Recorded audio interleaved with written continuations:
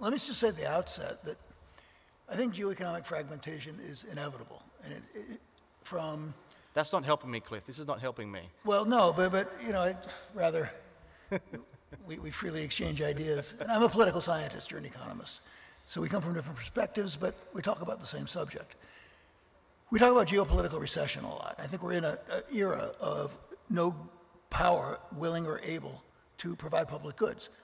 That means atrophy, and that means, you know, it is what it is, and we're going to get some level of fragmentation. Then, on top of that, you have broadening concepts of economic security, more fragmentation. You have industrial policies, more fragmentation. But the third sort of fragmenting stimulus, I think, is much more interesting.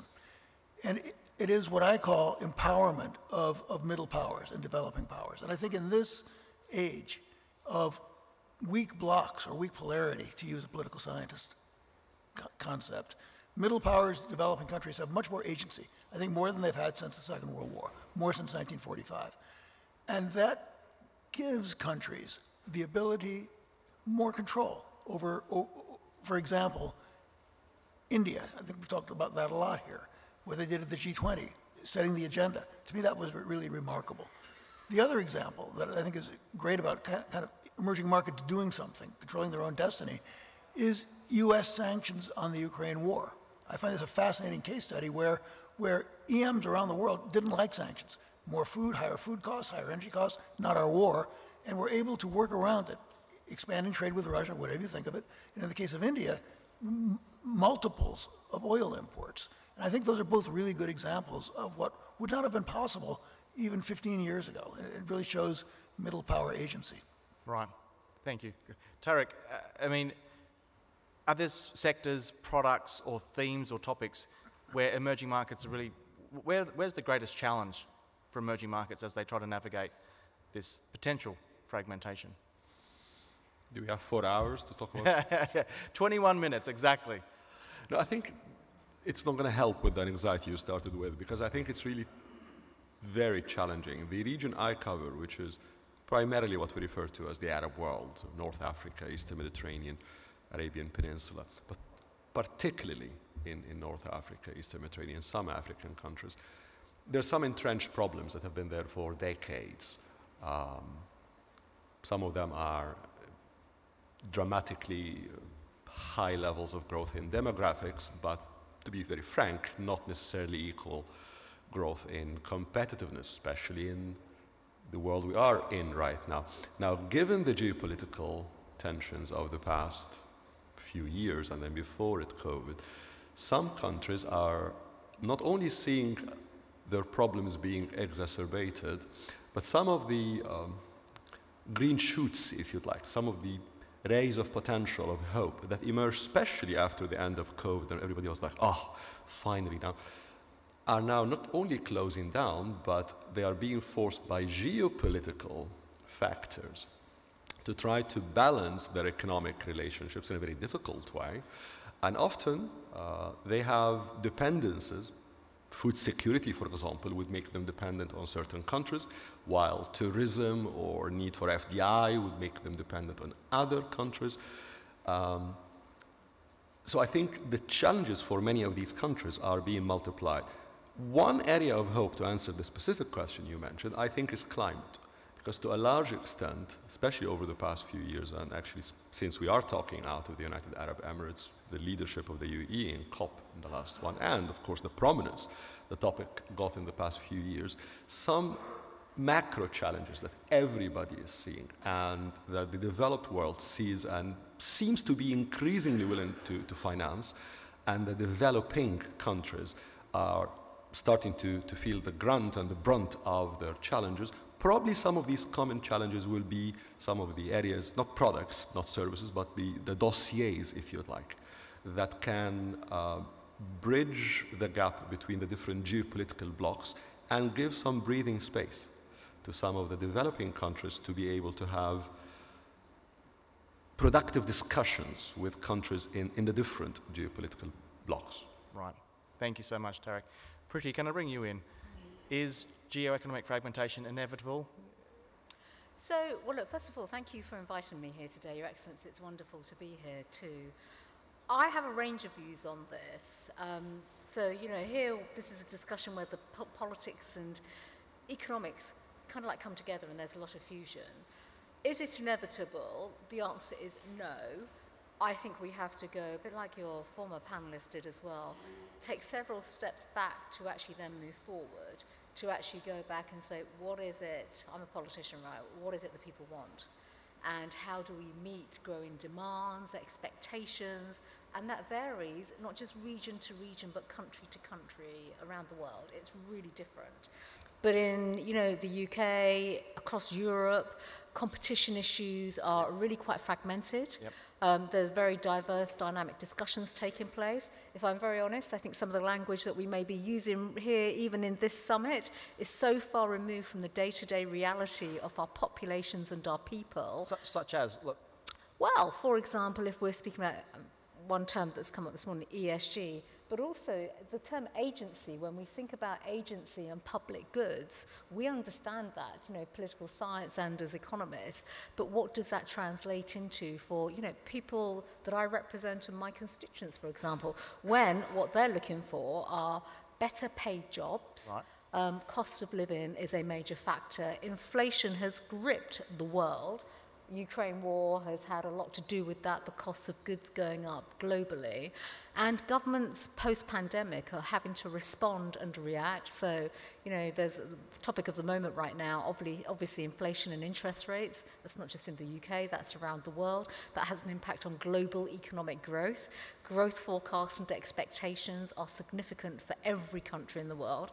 And, you know, there we have a discussion about fragmentation. And there's almost an element of, I guess, trade protectionism. You've touched on that already. Barriers that come up. We face global skill shortages, certainly in the UK, but I think much more widely. But in the positive side of things, you know, the world is responding. AI, look at new technology, look at the way our economies are adapting, and that's only a positive. That is only a positive, but it does take time. Let me push you on this a little bit, because it's my job. We sit in the West. There's clearly a divide between the East and the West. What would you say to emerging markets stuck in the middle? Because, you know, your government, and, you know, I'm from Australia, you know, we have certain views. The governments have certain views about how the world should behave. But there are emerging markets who want to remain neutral. Sure. I think that's becoming more of a trend, to be honest. To remain neutral? So an element of stop dragging your problems into our space, right. I think. But that makes your job... It's very difficult. And it's very difficult. So if I can give, you know, certain examples, it's coming back to fragmentation, but also independence. In the world of politics, independence or sovereignty, you know, is king. It is absolutely king. So a region like Africa, for example, those countries are members of the Commonwealth, you know, so we understand the Commonwealth very well. Now, with that, of course, they are setting their own trajectory. You know, they're forming their own ECOWAS, for example, different regional groups.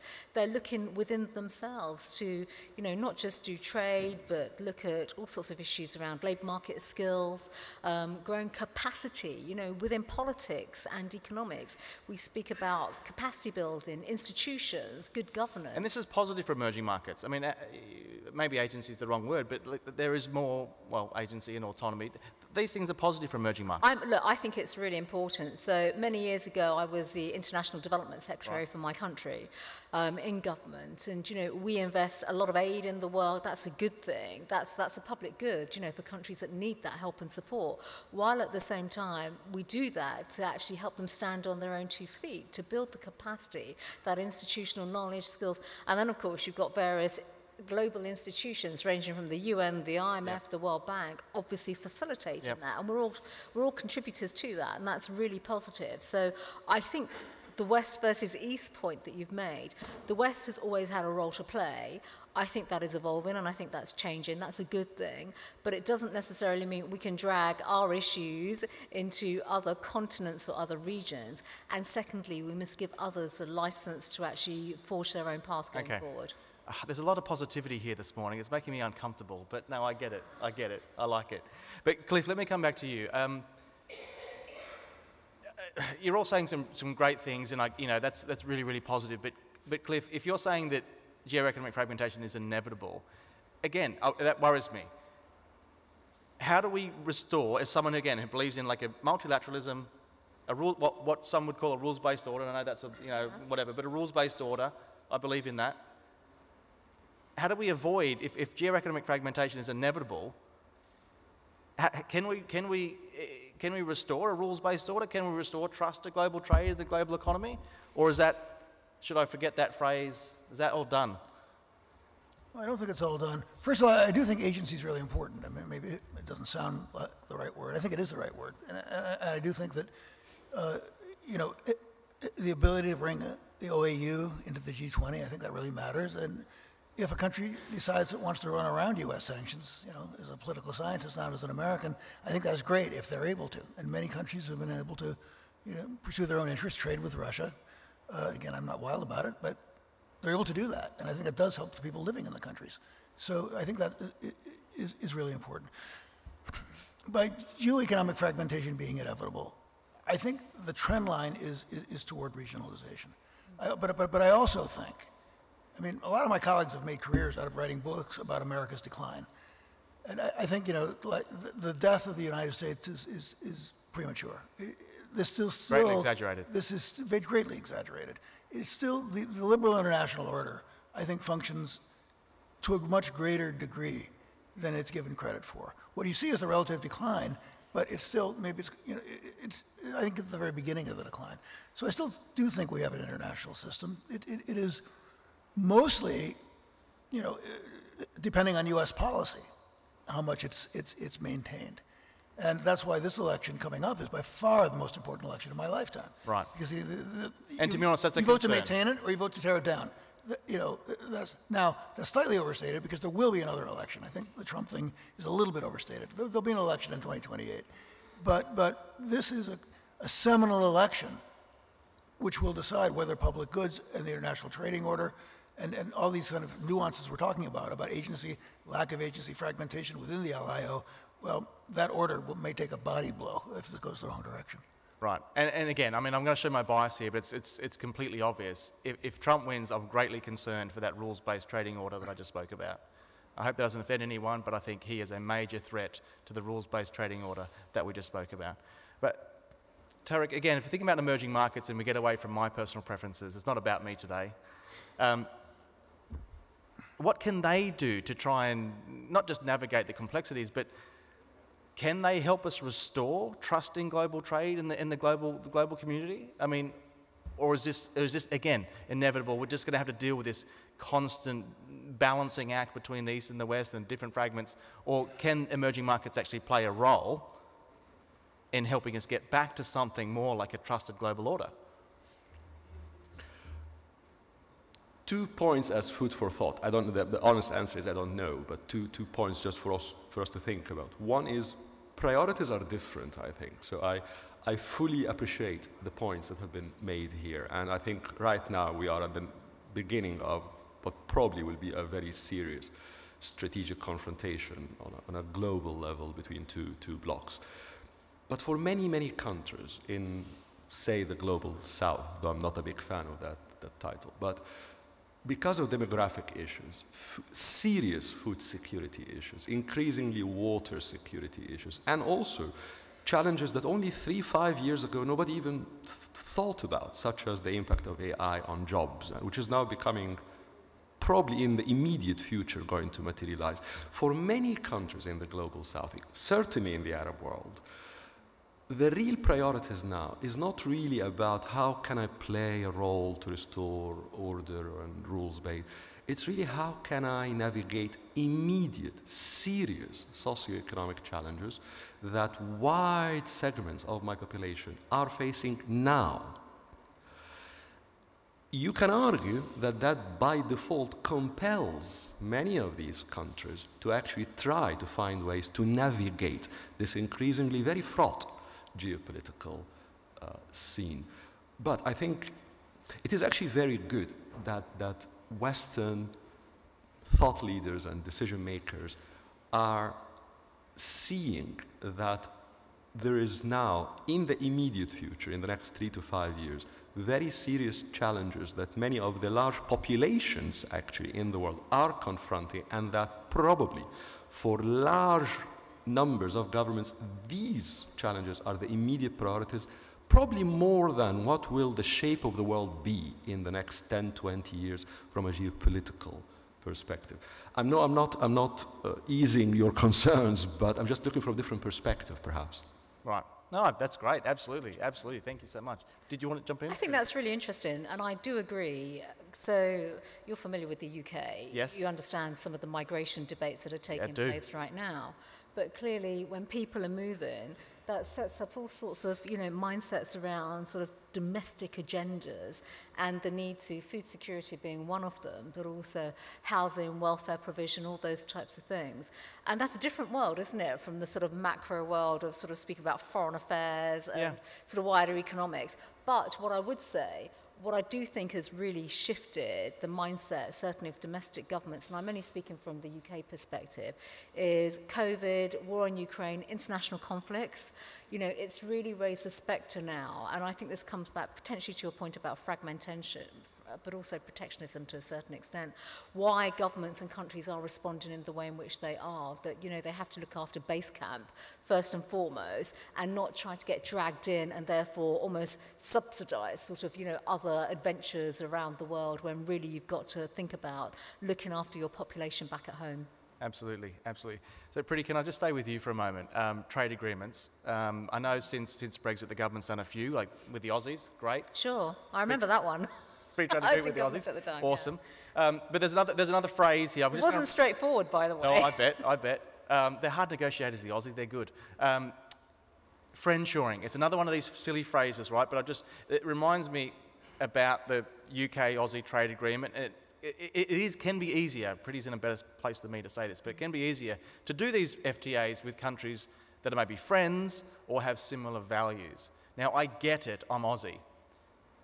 But my challenge to Priti is, are values and trade going to remain so closely tied? Because if that's the case, we're going to struggle, the UK and maybe Australia, to do free trade agreements with other countries that don't have the same values. So I'm really torn on this, Priti, because I believe in trade, but also I have values. I come from the Commonwealth. I have values. So is the intersection of values and trade a problem? Or should people like me, should we think about separating values and trade so we can avoid geo-economic fragmentation? So I probably think the latter.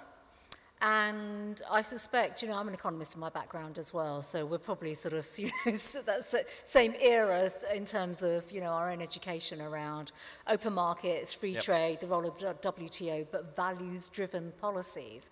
Now, I've always been a great believer that like-minded countries do well together. You have your kinship, common languages, etc., and aspirations. I sense now, though, Britain post-Brexit, trade arrangements are difficult. We're still in talks with America, Canadian talks have just gone off, India is still TBC. Yep. Commonwealth is quite precarious. I don't think it will be about shared values anymore. It's a real understanding of the growth agendas of various countries, our friends, we're friends to everyone, and likewise, where we can support each other. If I can use India as an example, the opportunities there are great. Obviously, Commonwealth, but diaspora community between us is enormous. We call it the Living Bridge. But, service sector, education, healthcare markets, they're really big. But it's difficult because, it's well documented. I'm sure your publication's written about this. The trade-off there is a greater call for more mobility. Right. And with Australia, by the way, we had a mobility component, and I was Home Secretary, and I was not pro that. Did you try to keep the Aussies out? Because I did not think it was right. No, we had youth mobility. We had youth mobility schemes, which I think is very important to share young, that whole transfer against young people. But I think it's getting harder and harder, and I think these will have to be bespoke agreements, not just based on sort of shared values. No, I get it. And if there's anyone from the WTO here, I do apologise for what I'm about to say, but I think the WTO is in a really difficult spot. I've been challenged. I believe in its principles and whatever, but I do think what Priti's talking about is probably the way of the future, where countries, because of the differences and the challenges, we end up with a lot of bilaterals. a lot of bilateral right. free trade agreements rather than the WTO doing massive, you know, that's a long way away ever in the future. Cliff, are you a little bit more optimistic that we can get through this, even though you sort of said that this seems to be inevitable, but are you a little bit more optimistic that we are working it out, that the emerging market economies are working it out, that because our numbers are really bad. Our sort of GDP loss numbers are really bad, but are you a little bit more optimistic that we can get through this? We collaborate, we have summits, we have conferences, we work together. Are you a little bit more optimistic that we can get through this without a worst case scenario on geo-economic fragmentation? I'm sensing you are a little bit more optimistic than I am. A lot depends on, I'm a, international, I come from a realist perspective. I think a lot depends on the great powers. And the US and China have to do a lot better than they've been doing so far. The good news is that over the last 6 months, I think US-Chinese relations and the prospects for public goods flowing from that critical relationship, I think they've really improved. I mean, I was in China over the summer and nobody was talking to anybody. Now you have this thick web of diplomacy beneath the relationship. Military to military communication didn't exist over the summer. You have the Treasury Secretary, Yellen, very involved. You have ministers going back and forth. And so from climate to preventing unintended military accidents and escalation, I think the prospect, to kind of begin to end on a positive note, but I really believe it, I think the prospects for escalation are a lot better now than they were 6 months ago. Okay. I like finishing on a positive note. Tarek, any other positive notes you want to finish on before we wrap up? Are you a little bit more optimistic than I am, Tarek? Let me put it differently. I would say, given the immense challenges, some of which I mentioned over the past few minutes, and given the large numbers of people, basically, in parts such as the North Africa and different parts of the global South, there is an argument that with all of these challenges on the horizon, it is not that geopolitics must by default impose challenges on large economies and societies in the world, but on a positive note, one can argue that because of the immense challenges these large demographics, large societies are facing, they might give an argument that geopolitics ought to become less tense, ought to become less confrontational, so that we don't have new flares-ups or flare-ups, whatever the right word is. So you see my point. It's maybe geoeconomics can actually give hope of less tense geopolitics. Right, wonderful. Listen, everyone, let's wrap it up there, but I will try and finish on a positive note myself. I really appreciate my great panel sharing some of these thoughts. It is complicated. We have different views of the world sometimes, but Cliff just mentioned, I think climate change is an area where we can all work together. That seems to be an area for positive development. China and the US did some positive things recently before COP on that, and that's really, really, really encouraging. So despite my pessimism, don't let that infiltrate your minds. But what makes me feel encouragement is this sort of panel, but also the summit, talking with each other, understanding different values, understanding different perspectives is clearly a good way forward. So please, we do have to wrap up there, but please join me in thanking Priti, Cliff, and Tarek for a great panel this morning.